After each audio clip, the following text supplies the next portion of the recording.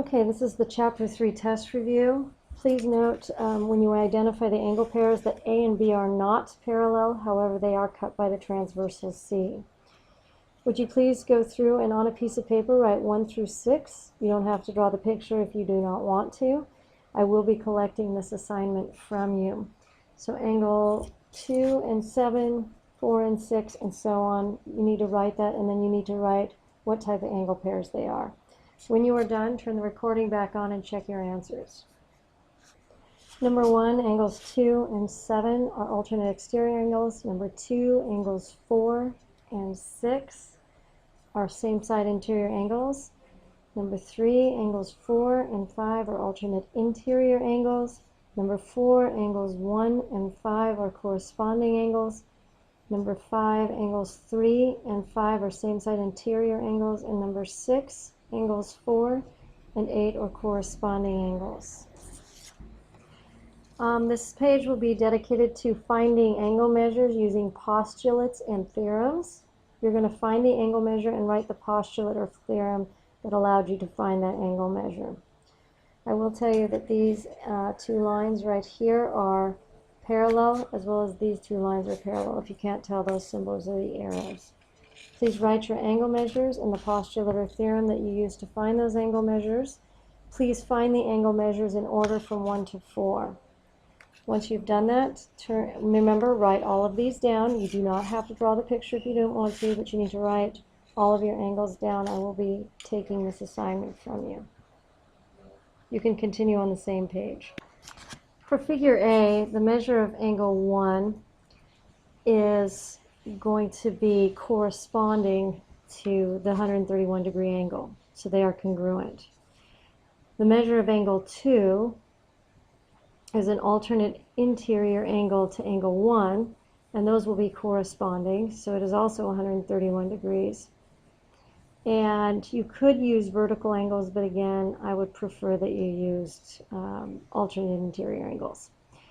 Measure of angle 3 is same side interior angles. 2 and 3 are same side interior angles. 49 and 131 degrees equal 180 degrees. But you could also use supplementary angles. Angles 1 and 3 are supplementary. Angle 4 is 131 degrees. My preference was these two, alternate exterior angles and corresponding angles. It's alternate exterior angles, angle 4. It's corresponding, the alternate exterior for angle 4 is the 131 degrees. The corresponding angle for angle 4 is angle 2. But you could have also used vertical angles, which would have been angle 1 and 4, or supplementary angles, which would have been 3 and 4. Going to figure B, the measure of angle 1 will be 142 degrees because of same side interior angles. 1 and 38 degrees are same side, they equal 180. 142 and 38 is 180 degrees.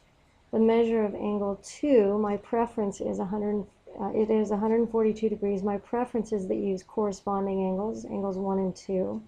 However, you could have used supplementary angles, angles 2 and 38 degrees. Angle 3 is also 142 degrees, and it is alternate exterior angles would be my preference. Angle 2 and 3 are alternate exterior angles.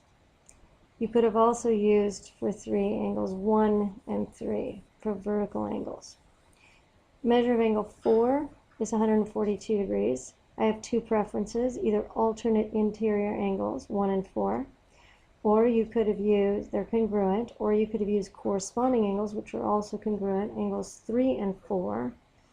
You could have used vertical angles, angles 2 and 4, which would have been congruent, and you could have used supplementary angles, angles 4 and 38 degrees, or angles 2 and 38 degrees. The third concept is to find the value of x.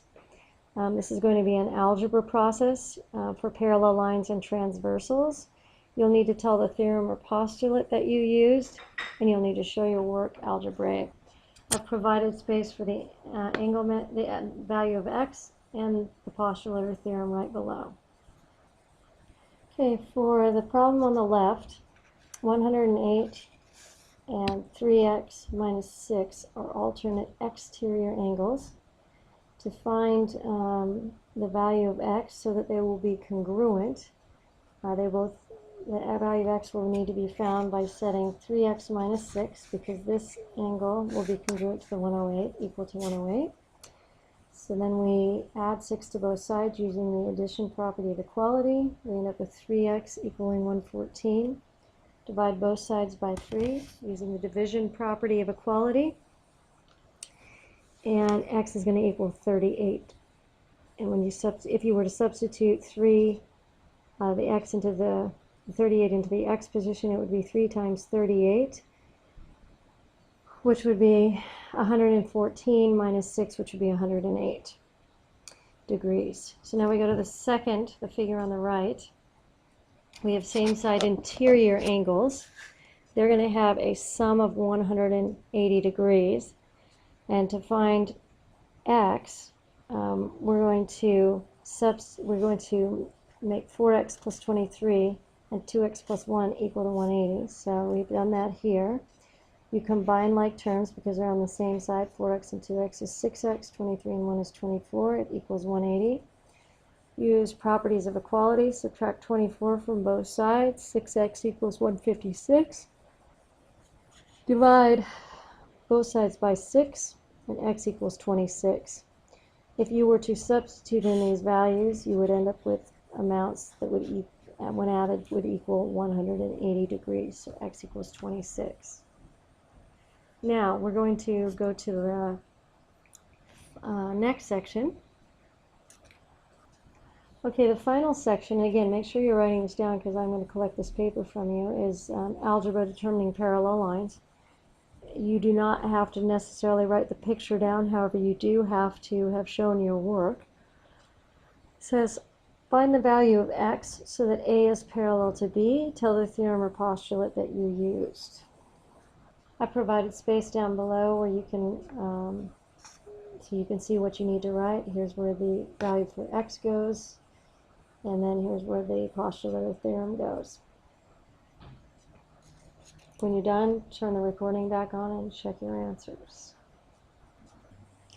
Okay, in the first figure on the left, you can see that you have 3x plus 9 as one of your angles. It is an alternate interior angle to the 90-degree angle, which will be congruent.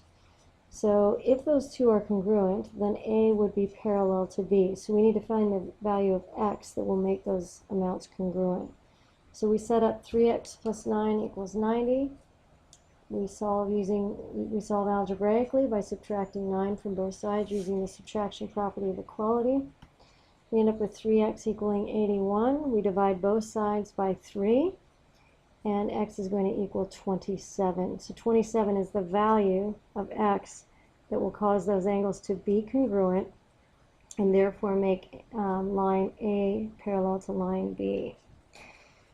Okay, the second figure on the right, those are corresponding angles, and if they equal one another, if both of them are 58, then A will be parallel to B. So we have to find the value of x that will make that 4x minus 2 equal to 58. So we set it up as 4x minus 2 equaling 58. We add 2 to both sides using the addition property of equality. We end up with 4x equaling 60. We divide both sides by 4. And so x equals 15.